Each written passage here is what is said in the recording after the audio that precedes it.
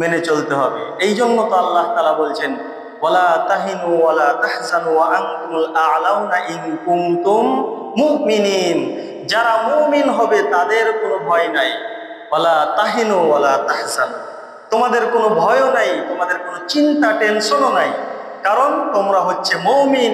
যখন আল্লাহ তাআলা আপনাকে আমাকে মুমিন বলে আখ্যা দিয়েছেন, তাআলা বলছেন, ফাইল্লাম তাফআলু ওয়া লান তাফআলু ফাত্তাকুন নারাল্লাতী ওয়াকুদুহান নাস ওয়াল হিজারা উইদ্দাত লিল কাফিরিন।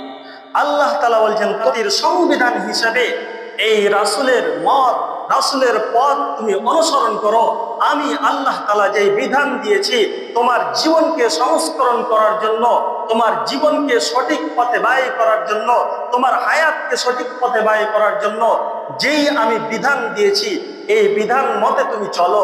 বলছে যদি তুমি চলো অথবা যদি না চলো, যদি চলো অথবা না চলো, চললেই তো তোমার ইহকাল এবং পরকাল তোমার সুন্দর হয়ে যাবে।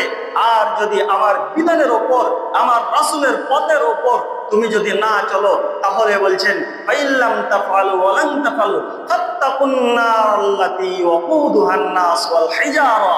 তোমরা মনে করে রাখো, তোমরা মনে করে রাখো, আমি যে এই যে জাহান্নামকে তৈরি করেছি, আর এই জাহান্নামের লোকপ্রিয়, জাহান্নামের খড়ি অন্য কোনো বস্তু হবে না, অন্য কোনো কিছু দিয়ে আমি জাহান্নামকে দাও দাও করে জ্বালাবো না। আমি জ্বালাবো শুধুমাত্র কেবলমাত্র খড় দ্বারা। আমি এই জাহান্নামের অগ্নিকুণ্ডকে দাও দাও করে জ্বালাবো।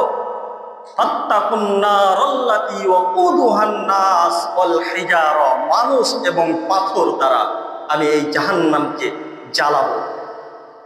তোমরা যদি আমার আনিত বিধানকে তোমরা যদি পালন করো সঠিকভাবে, তাহলে তোমাদের ইহকাল এবং পরকাল সুন্দর হয়ে যাবে।